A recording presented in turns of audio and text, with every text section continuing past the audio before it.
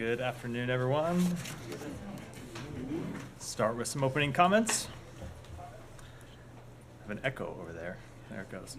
The United States is deeply disappointed by Russia's veto of... Still, we can fix that. I'll start over. Yeah, everybody hear me twice or just me? Yeah, we do. Yeah, I'll try. Well, Now you're good. lucky you. Double the fun. We can't have enough. Oh my goodness. I don't think that's true, Saeed. Someone watching We'll, on laptop or something. yeah, we'll try it again, and hopefully we'll get worked out the gremlins. The United States is deeply disappointed by Russia's veto of the United Nations Security Council's 1718 Committee Panel of Experts mandate renewal. We are also disappointed that the People's Republic of China decided to abstain after 14 years of supporting this important mandate.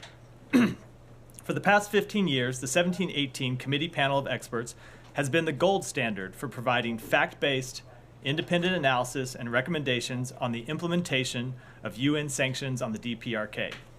Throughout those 15 years, the panel of experts enjoyed the Security Council's unanimous support and, up until this year, has been renewed by consensus. Russia's actions today have cynically undermined international peace and security, all to advance the corrupt bargain that Moscow has struck with the DPRK. Moscow appears to be intent on facilitating the DPRK's illegal pursuit of weapons of mass destruction, and its veto today was a self-interested effort to bury the panel's reporting on its own collusion with the DPRK to secure weapons that it can use to further its aggression against Ukraine. Russia alone will own the outcome of this veto. A DPRK more emboldened to reckless behavior and destabilizing provocations, as well as reduced prospects for an enduring peace on the Korean Peninsula. Despite today's veto and abstention, all Security Council resolutions and UN measures addressing the DPRK's unlawful WMD and ballistic missile programs remain in effect. We will continue to work to counter the DPRK's unlawful actions, work with like-minded states through all available means to limit the threat posed by the DPRK, and respond to efforts by its enablers to shield the DPRK from responsibility. And with that, John? Sure, let me follow up on that to begin with. Say Russia alone will own the outcome of the veto. Could you explain a little bit about what you mean by that? Obviously, you're saying that Russia has a self-interest in this, but do you think there are any repercussions? Is there anything that the U.S. or elsewhere is going to do to enforce the sanctions a bit more after this? So the sanctions will continue to be in effect, as I said, but unfortunately, this important panel has not seen its mandate renewed, and we will continue to work to secure information about the DPRK's pursuit of illegal weapons, and we will continue to work to make that information public and make it available to other members of the Security Council. But I think what we've seen as a result of Russia's, or what we will see as a result of Russia's actions today, is a DPRK that's emboldened.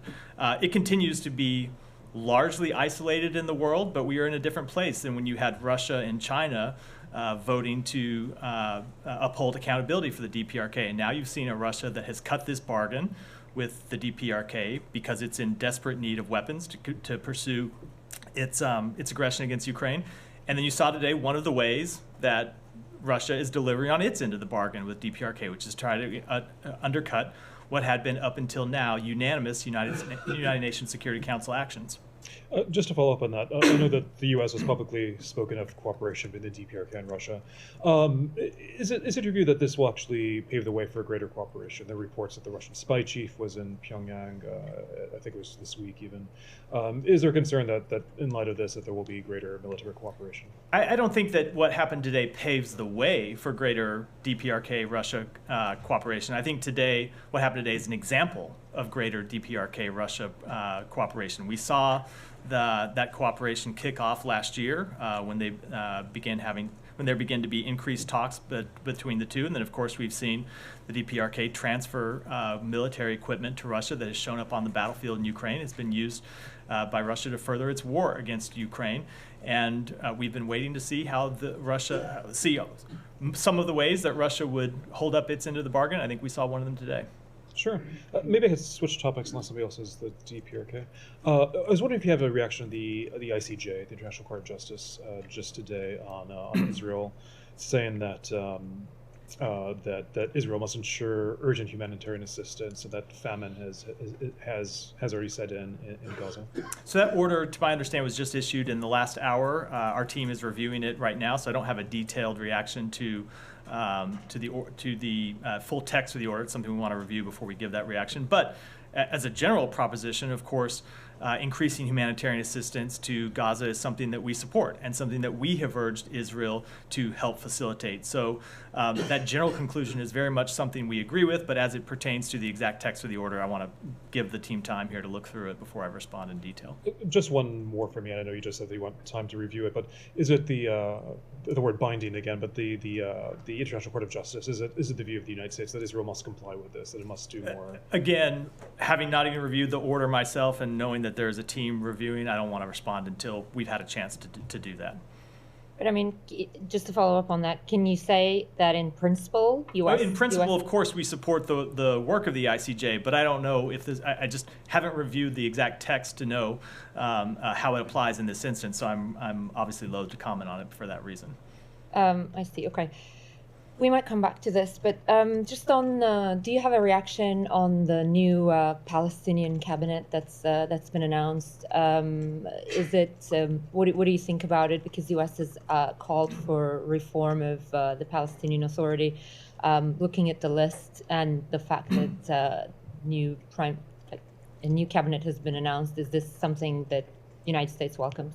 So we have long urged the Palestinian Authority to form a reform cabinet with new leadership. You've heard the Secretary speak to this during his travels in the region. And so now that the PA has appointed a new cabinet, we will be looking to this new government to deliver on policies and implement credible and far-reaching reforms. It's something we've spoken to a number of times, our belief that a reformed PA is essential to delivering results for the Palestinian people and establishing the conditions for stability in both the West Bank and Gaza. So we will engage with this government based on its actions. We'll be closely tracking the steps it takes to advance the key reforms and look forward to engaging with them on that matter.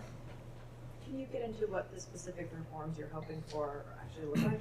So I'm not going to get into specific reforms, but broadly speaking, we have encouraged them to implement reforms that crack down on corruption. We have encouraged them to implement reforms that increase transparency, that increase media freedoms, and increase the ability for civil society to engage with the government. And you said you're looking for them to, I think you said, like, act on policy. Like, which policies are you hoping that they? Well, that's just the ones I just referred those to. Ones. Yeah, those. Okay. But also, I think it's important. So we've always believed that the PA needed to be a government that was fully representative of the Palestinian people in the West Bank and in Gaza. I do note that there are Palestinians from Gaza who are members of this new cabinet. We have always made clear that we're not going to pass judgment on specific individuals. That's not for the United States to do. Those are decisions for the Palestinian people. But we do welcome them taking steps to make a cabinet that is fully representative of the Palestinian people. And now we will look to them to implement policies that follow up on reform and deliver on the demands that we have heard over and over from the Palestinian people. Saeed. Thank you. Thank you, Matt. I hope you indulge me, you and my colleagues. I want to go back to. I always indulge you, Saeed. I know you do. I think, but I don't know if maybe- that means. maybe I don't know I- if that means 14 questions are coming. That is true. Maybe not that much indulgence. Yeah, but maybe I have more this time around. Anyway, I want to go back to the issue of the Albanese report yesterday, and you said that she made some anti-Semitic statements and so on in the past. Can you share those statements with us?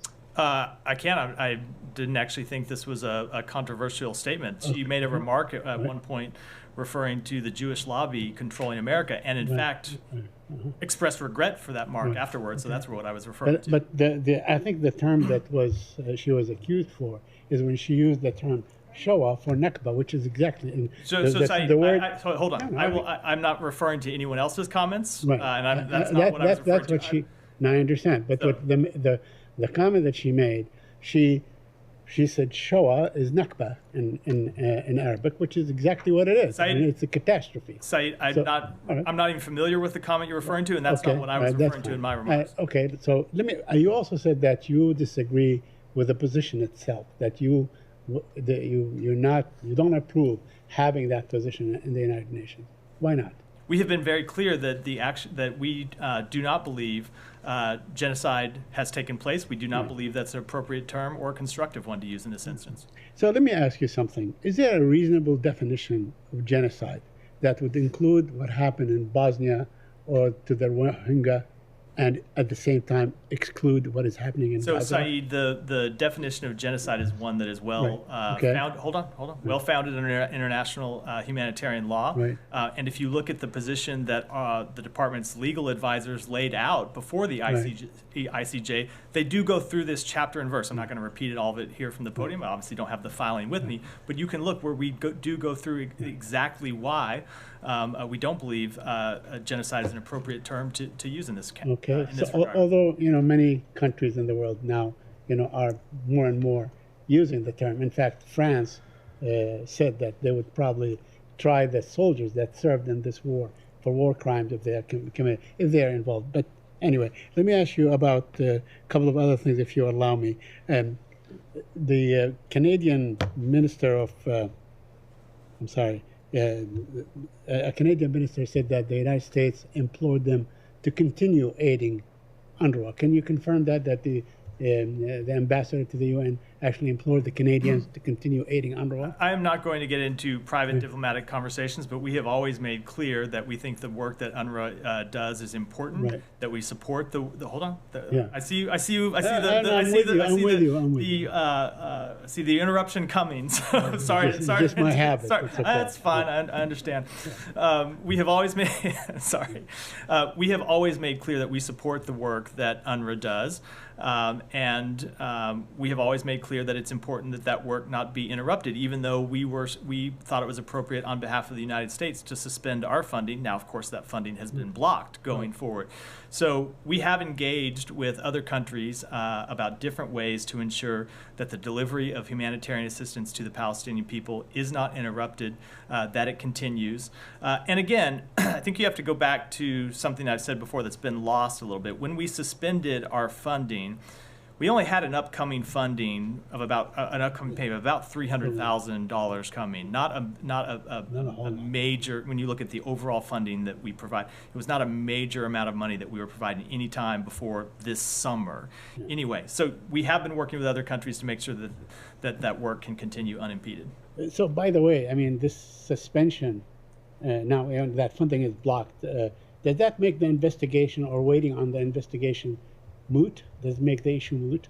So, with respect to a question of U.S. funding, it's now blocked. That's Right. an So act that of Congress, and you're now waiting on the results. Hold on. It would, the members of Congress, I'm sure, will want to see the results of that investigation, decide what they might do in future funding cycles. But certainly, we want to see the results of that investigation as well. And I should note that other countries have said they want to see, and the UN itself, which commissioned this investigation on its own accord, has made very clear that they think it's important that they see that they get a timely, full accounting of what that investigation shows. And finally, I promise, an Israeli officer. That's not too Yeah, many. see, that was them. No, no. Anyway, an Israeli officer said that Israel engaged in, waste of, or overbombing and so on. He said we could have done the same thing, with 10% of the kind of destruction that they levied on Gaza. Have you seen that report? I've seen that comment. I'm not sure I follow. So. No, he's saying that Israel engaged in obvious overkill in terms of the amount of bombing, the waste, the destruction of urban areas, and so on. They could have done exactly the same thing with 10% of the destruction. So have you seen that report? And maybe you ought to take a look at it if you haven't. I have not seen that specific comment, but obviously we have urged the government of Israel to take every step that it possibly can to minimize harm to civilians and minimize harm to civilian infrastructure. Okay. Thank you. Alex, go ahead. May I go back to Russia, please? Sure. Thanks so much. Starting from Kirby's statements this morning, he revealed very interesting details about communications between Washington and Moscow, in run-up to last week's attack. He said that there's some written warning to Russians early last month, and he also said it was one of the multiple warnings since last September. I was hoping you could help us unpack it a little bit. How many terror attacks do you believe you have prevented in Russia from happening? How many people's lives you have saved? You think, but it's all about ISIS threats. And finally, why do you think that they chose not to act on this very knowledge? I think you're going to be disappointed in my answer because unfortunately I'm not able to provide further information. As usual, when it comes to information that we're able to declassify and make public, there is a limit of what we can say to protect sources and methods, and that's very much the case here. What I can say is what the Admiral said this morning, which is we did on March 7th provide a warning to Moscow. We provide clear, detailed information about the terrorist threat to large gatherings, including concerts. We then the next day put out a public warning urging citizens to avoid large gatherings. And that was not the first warning that we've given to Russia. Now, when it comes to why they didn't take any action or why they didn't take sufficient action or whether they could have taken sufficient action, I just can't speak to that. So they chose not to take an action, and they No, start blaming. That's not Right. that's not what I said. Yeah, the reality is that they didn't act. They didn't on that prevent knowledge. they didn't prevent Dismiss that. they obviously didn't prevent the terrorist attack, but I can't speak to it. Right, and they start blaming Ukraine and the U.S. And then today they say that they have established facts that there was some funding involved from Ukraine. How do you square those circles? So what is the intention there, and do you think that this was deliberate approach from Russia from get-go? A deliberate what from Russia? Approach like policy to when they received that knowledge, they decided to build around it some new. So I don't think there's any circle that needs to be squared here. I think the Russian government is putting forward propaganda and disinformation. I think that's been very clear that they're trying to use this terrorist attack, this tragic incident where we saw, unfortunately, Russian citizens killed, to justify their aggression in Ukraine. And the underlying facts don't actually matter. They're going to make up supposed facts to back up what they want to do. That's what they've done really since the outset of this war, and sadly, that's what they're doing here. Thank you. Matt, on Gershkovich, tomorrow is the first year's anniversary of his arrest. Kirby today confirmed that we are trying to still, discuss with Russia some options to get him out of Russian jail.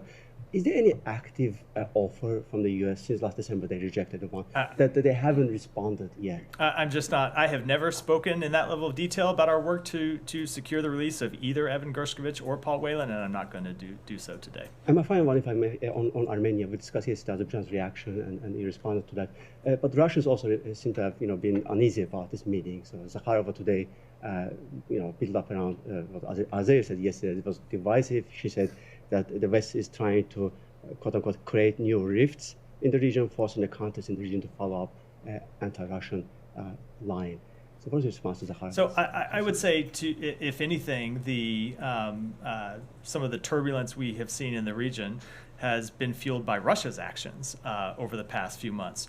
With respect to this meeting in Brussels, as I said yesterday, it is to focus on economic resilience for Armenia as it works to diversify its trade partnerships and address humanitarian needs and nothing else.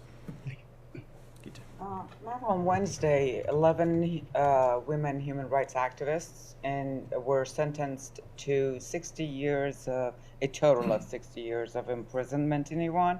I was wondering if you have any comments on that. So we condemn the Iranian regime's use of harsh sentences for women's rights activists that are meant to intimidate them and suppress their voices.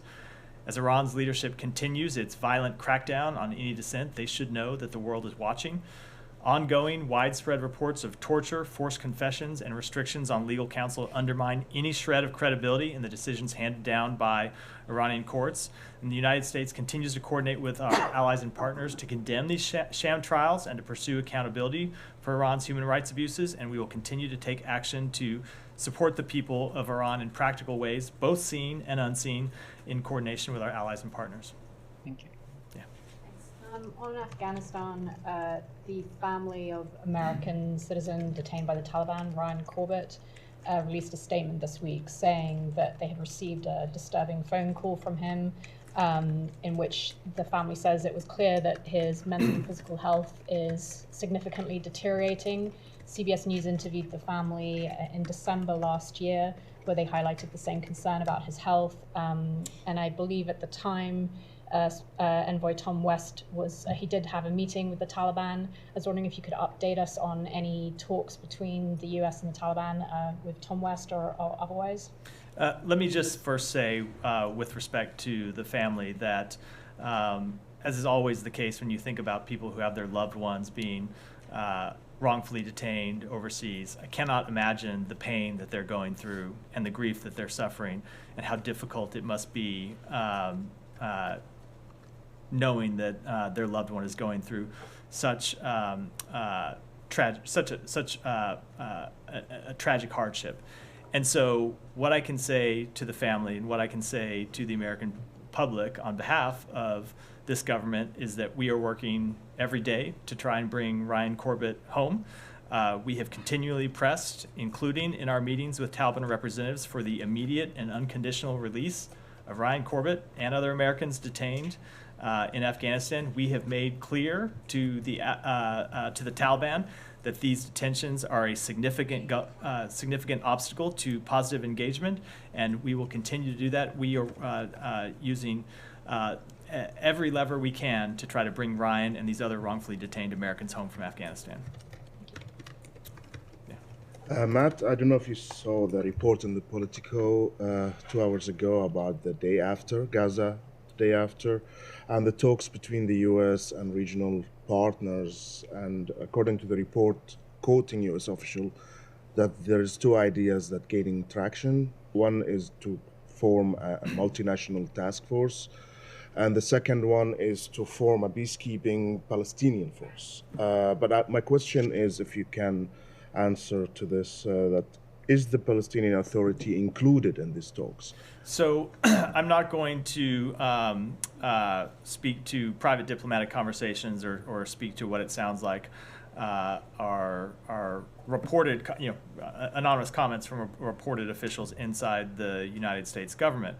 What I will say is that what the United States has made clear, and the Secretary first made this clear in a speech in Tokyo last November, is that there are a few principles that we want to see apply to when the conflict ends. And one of those is that the Palestinian Authority should govern both Gaza and the West Bank. We want to see a united West Bank and Gaza that is governed by the Palestinian people through the Palestinian Authority. So we have engaged in talks with partner countries in the region, and we have engaged in talks with the Palestinian Authority about exactly what that might look like. And as you might imagine, there are a number of different proposals on the table. I won't go into those here for probably obvious reasons, but yes, we have engaged with both the Palestinian Authority and with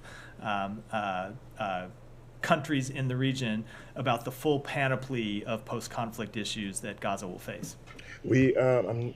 You said before on this podium that countries in the region are committed to Gaza the day after, but they want something from Israel to be committed, for example, to the two-state solution or that. Israeli leadership still won't commit to this. Is there any update on your talk with the Israelis about that? Are you being able to push them beyond their public stance? So I don't have any update to offer. Obviously, they've spoken to this a number of occasions, but the work that we have been doing with our Arab partners is to put together not just a kind of nebulous idea, but a concrete proposal of what this would look like, of what post-conflict governance would look like, both as it pertains to security in Gaza and the rebuilding and reconstruction of Gaza, and a political path forward for the Palestinian people that answers their very legitimate aspirations. As part of that, we have had discussions with Saudi Arabia about how to further integrate Israel with its neighbors, including with Saudi Arabia, and those are discussions that are ongoing as well. So that work continues, but at some point our goal is very much to have something to put forward, to put on the table for Israel to look at. And until we get to that point, and it's something we're working hard on every day, I don't want to sort of speculate about what decisions might look like. Yeah, Matt, what role will the Palestinian Authority play in the operation of the pier in Gaza in 2 or 3 weeks? So I would defer to the Pentagon to that question. They are the lead in the construction of this pier, and I would, for that sort of detail, I would defer to them. But do you want the PA to play any role there? Again, I would defer to the Pentagon for that question. The PA is not currently operating in Gaza. I know they've had employees that were in Gaza, but of course the PA has not been the governing authority in Gaza for some time. So when it comes to any kind of concrete role in the operation of the pier and the delivery of humanitarian assistance, like I said, I'd have to defer to the Pentagon. On this particular issue, it is said that the Israelis have agreed to actually provide security for the operation of the pier. Are you aware of that? I've seen those reports. I don't have any confirmation of them. Yeah, go ahead. A couple of weeks ago, I asked you about, repeated instances of Israeli soldiers rifling through and parading, women's underwear, especially in light of ongoing allegations of sexual abuse against Israeli soldiers and allegations that they tortured and sexually abused UNRWA staffers in order to coerce false confessions. I'm wondering, since then we've heard troubling details of these allegations, including soldiers sticking electrified rods up people's anuses. We've continued to see not single-digit, but now piles of photos and videos of soldiers parading through women's underwear. So I'm wondering, what are the updates on those instances we talked about a few weeks ago, and what is the update now that this keeps seemingly happening unabated? So I would say whenever we see these reports, we make clear to the Israeli government what we make clear publicly, which is that they need to be investigated, and if appropriate, there needs to be accountability. And I would refer you to a comment that the IDF Advocate General, Major General Yifat Tomer Yerushalmi, who I believe is the chief investigator for the IDF, said several weeks ago in a letter when she wrote and said that she had encountered actions by IDF soldiers that do not meet IDF values, that deviate from orders and disciplinary boundaries, and have crossed the criminal threshold, causing strategic damage to Israel in the international area.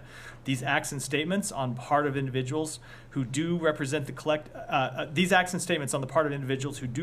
collective have no place in the IDF. And you saw the chief of staff of the IDF, Herzi Halevi, say, we must be careful not to use force where it is not required, to distinguish between a terrorist and who is not to take anything that is not ours, a souvenir or weapons, and not to film revenge videos. So the IDF has made very clear itself, this is in the United States speaking, that they have seen inappropriate actions take place by IDF soldiers, and they need to be investigated, and those responsible need to be held accountable, and we would very much agree with that. And then on the sexual abuse allegations, any sort of update on? I don't have any update on those. Okay. On those, what I understand are ongoing investigations. And then just on the assurances, earlier you said after receiving assurances from Israel that they're not violating humanitarian law, the U.S. so far has not seen proof of that. I'm wondering what these assurances look like, because we have all seen proof from the International Court of Justice, from the United Nations, and from footage, especially the past few weeks, over and over again, of Israel seemingly targeting civilians, hospitals, churches. Footage even yesterday showing Israeli forces seeming to execute unarmed Palestinians waving white flags. They're blocking aid to the point that the U.S. is trying to build a pier to deliver aid as if Israel is a belligerent and not an ally. So with all this, how is Israel not violating humanitarian law? Are these assurances just Israel saying that they promised they're not, and they evidently continue to do so? I spoke to this extensively on Monday and Tuesday, and I would encourage you to check the transcript. I'll do a little bit of it again, but I think I will spare everyone else here 15 or 20 minutes of me in vain on the national security memo again. But what I will say is we received assurances from the government of Israel that are consistent with the requirements of the national security memo. Now, but I think to your underlying question, we look at those assurances through a lens of the ongoing processes that we have to answer this very question. And we do have processes going on examining specific incidents in the conduct of the campaign, and those processes are ongoing. They've not reached a final determination at this point. Thank you, Matt. I'm wondering if you have any reaction and comments about Hamas leader visit to Iran and what he said about Israel. He said that Israel is losing the international community support, and he took the UN security resolution as an evidence that Israel is losing support. Do you have any reaction and comment on that? So I'm not going to respond broadly to something that a leader of Hamas said, but I would say with respect to the UN Security Council resolution, we've made very clear our position on that resolution, which is we think it is consistent with our longstanding position. It is consistent with our longstanding position that there ought to be a ceasefire linked to the release of hostages, and that's what we have believed Israel's position to be as well. And do you have any sense that Israel is losing the international community support because they are not following the UN Security Council resolution? Look, I think if you look around the world, there are a number of countries who have not supported Israel's action from the beginning. I think that's been pretty clear and not at all in dispute. And then there have been countries like the United States that have backed Israel's right to defend itself, while at times disagreeing with certain ways they went about this campaign, and calling on them to do more to both protect civilians and deliver increase the delivery of humanitarian assistance to those civilians. Thank you, sir. According to some media reports, India has submitted the findings of the attempted murder of Sikh human rights lawyer Gurpratap Singh Pannu in New York. Could you share some details, please? I'll have to get back to you. I have not seen those reports. So after the attack in Moscow, officials are warning that the group has also set its sights on Western targets. How would you respond to the threat posed by ISIS? That have set its sights on what? So how you? I missed the middle part there of the build of the question. So intelligence reports and officials are warning that the group has also set its sights on Western targets. How would you respond on to the Western threat? targets? Oh, I see. I'm sorry. I apologize. So we remain vigilant against the evolving threat posed by terrorist groups, including ISIS-K. We have maintained an unwavering focus on terrorism since the president took office 3 years ago, working both unilaterally and with our partners to successfully disrupt threats around the globe and degrade ISIS. In addition, in February 2022, operating on the president's orders, U.S. military forces successfully targeted Haji Abdullah, the leader of ISIS. Later that year, at the president's direction, the United States successfully included an airstrike in Kabul, Afghanistan, that killed the emir of a different terrorist group, Al-Qaeda, Ayman al-Zawahiri, and we will continue to work to hold ISIS accountable for its actions and prevent terrorist attacks against the United States and other Western countries. So the main hideouts of these terrorist groups are based in Afghanistan, and the United States always said that it will continue to have the ability to target terrorists in Afghanistan who pose a threat to American interest. So is there any action expected? So we remain committed to ensuring that Afghanistan can never again be a launching pad for terrorism, and we continue to push the Taliban to fulfill all of their counterterrorism commitments to the international community. We have made clear to the Taliban that it is their responsibility to ensure that they give no safe haven to terrorists, whether it be Al-Qaeda or ISIS-K or any other terrorist organization. And we remain vigilant against the evolving threat of these terrorist groups. And our global coalition to defeat ISIS and the C5+1 help intensify our efforts to monitor terrorist threats from the region and prevent terrorists' ability to raise funds, travel, and spread propaganda. Sean, go ahead. Sure. A couple other issues. Venezuela. So you issued a statement, I believe last night on this, on the opposition struggles to field a candidate against Maduro. Are you under the impression that this violates the understandings in Barbados, the Norwegian brokered understandings, and what does this mean about a potential snapback of sanctions? So I would say that we remain deeply concerned, and it's not just the United States that's deeply concerned, it's our regional partners who share this concern about decisions by the Venezuelan National Electoral Council to prevent opposition parties from registering candidates for the upcoming presidential election.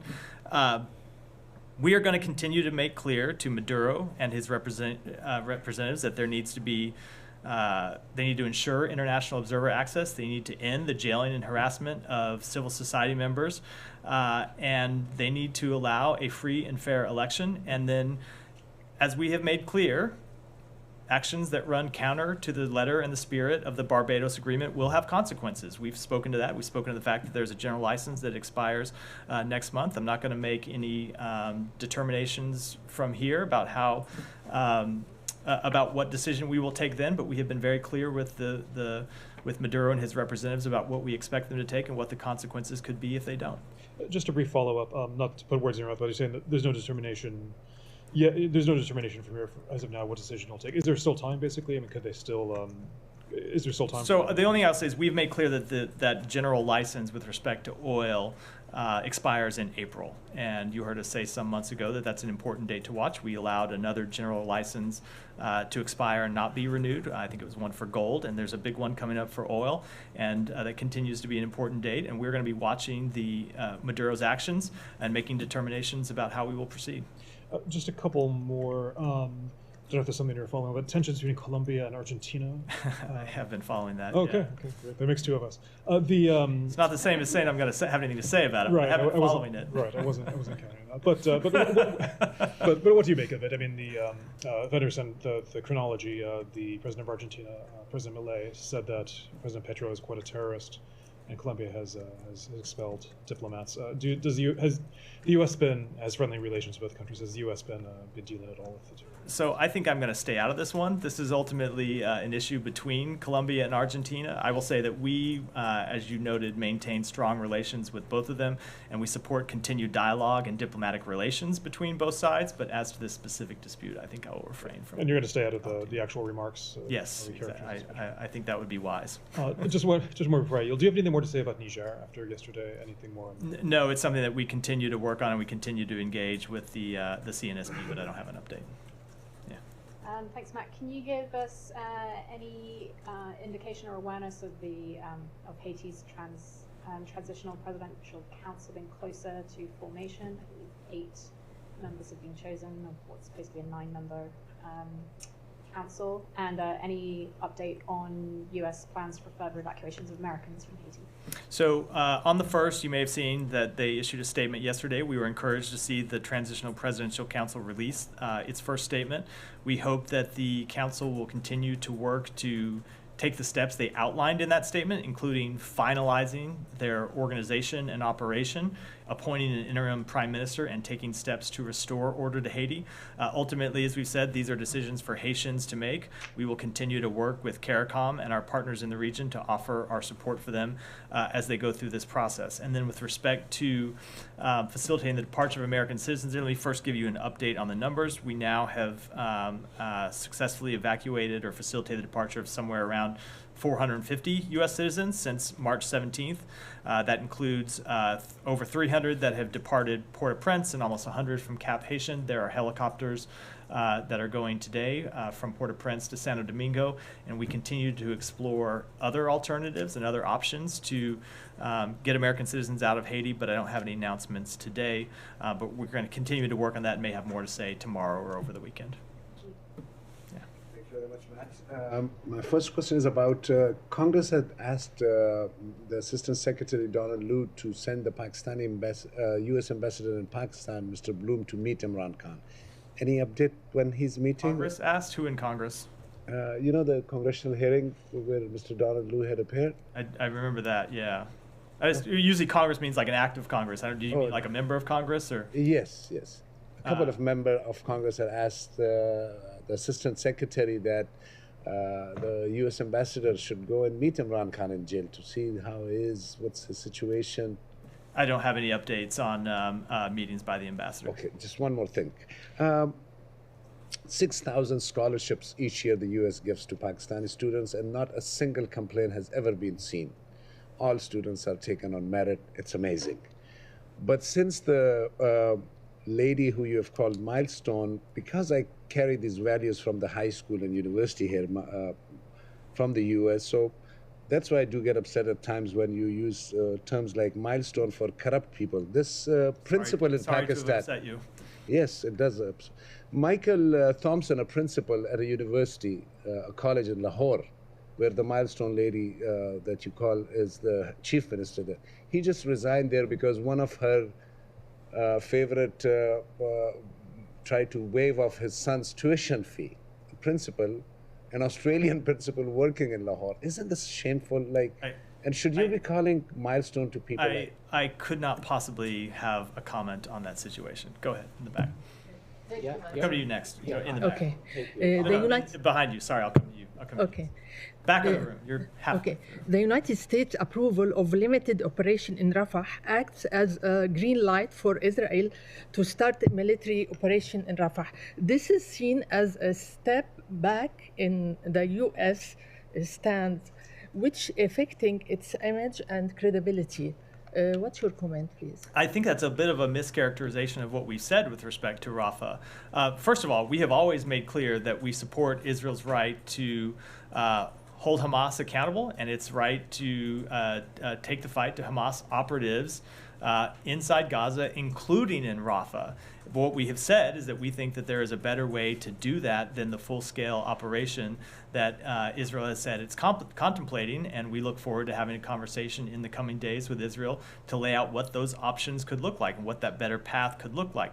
We have always made clear, though, that whatever kind of military operation that Israel conducts, whether it be in Rafah, whether it be in Khan Yunis, or whether it be anywhere else, needs to take into account the civilian population and minimize civilian harm to the population in those communities. Excuse me, there is a guarantee that civilian will not affected, will not dangerous, their life? Look, I think it's hard. I mean, it's obviously in any war impossible to make a guarantee. What we want to see is civilian harm minimized to the maximum extent possible, and so that means designing military campaigns around protecting civilians first. It's one thing the Secretary has made clear in his conversations with the government of Israel that they ought to do. And at the same time, it's a separate issue, but it's very much connected, making sure that they do everything to facilitate the delivery of humanitarian assistance so that those civilians who do remain in Rafah or anywhere else inside Gaza have access to food and water and medicine and shelter that they need to survive in what is obviously a very difficult situation in the middle of an open war. Okay, excuse me. I want to ask you about the mission of the American military delegation to Tel Aviv, whether as an alternative of visit of the Israeli military delegation to Washington, D.C., and what the ideas they carry. And there is headlines for this delegation. So, with respect to a military delegation, I think my colleagues at the Pentagon are briefing in an hour, a little over an hour, and I would encourage you to submit that question to them. They should speak to that. Okay, thank you. Andrew for the Italian television. So that's my question. United States, NATO under President Biden got more strong, and Europe is happy about it. But there are talks in Europe. Different government would like to create an European force that can support NATO and the U.S.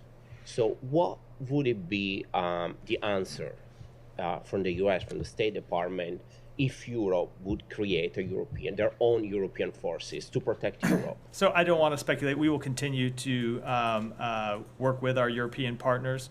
But as you made clear in I think the lead into your question, we have been very clear about the United States' commitment to NATO, the United States' commitment to our transatlantic alliance, the United States' commitment to all of our allies in Europe, and we think it's important that NATO be bolstered and expanded, as we have seen happen with the increase in 2 members in the last year or so. Yeah, can I ask? Yeah, another question? Yeah. So they're not against NATO. That actually this force would make it NATO stronger. But the other question would be. Does the U.S. believe that Europe should be more active to protect themselves? Let's say also helping more Ukraine or be more active in the Mediterranean with the Middle East, or should be done always together with the U.S.? So I think that's an incredibly broad question that's hard to answer in the time what can you say? I have shortly. Here. I would say that we want to work together with our European allies, but that doesn't mean that they can't do things outside of cooperation with the United States. But we share values and interests with those countries, and we work together. And sometimes they do things separately, but that pursue our common goals. And we, of course, support that. Thank you. So it's about a dozen CEOs from American businessmen met with Xi Jinping yesterday. So the CCP has been, notorious for linking silence with human rights abuses on a trade relationship. How does the United States ensure that human rights is the foundation of these trade relationships with China? So I will say that in all of our meetings with officials from the PRC, we make clear where we have concerns about China's human rights practices. We raise them consistently. That includes the Secretary when he has met with his counterparts, and that includes other officials from the U.S. government. Make very clear what we think about human rights in China and where we have deep concerns. And also the CCP is banning Intel and AMD sales, their chips. How does the U.S. protect American companies in this regard doing business with China? Let me take that one back and get you an answer. Sure. Go ahead. Thank you very much. Hamelbeck, to the Moscow attack, the New York Times reported today that the United States, it did not provide Moscow with all the information it had about the threat of the attack because it didn't want to disclose its sources and methods. Do you believe the warning Washington provided to Moscow contained all the details about the attack? So I'm not going to speak to intelligence information from here. I think I've always made that pretty clear. But what I'll say is that we provided clear, detailed information to Russian authorities about terrorist threats against large gatherings and concerts, notable word, in Moscow. And unfortunately, I have to leave it at that. One more question. There are media reports in Russia and Ukraine that Victoria Nuland had to resign because of an imminent investigation about her activity in Ukraine since 2014. Do you have anything on that? That is absolutely false. And I know Toria has long been a boogeyman for the Russian government. It's not the first time they've propagated disinformation against her. I guess I might have thought it would stop with her departure from the State Department, but maybe I'm surprised that it hasn't. No, that is absolutely false. And I think with that, we'll wrap for today. Thanks, everyone.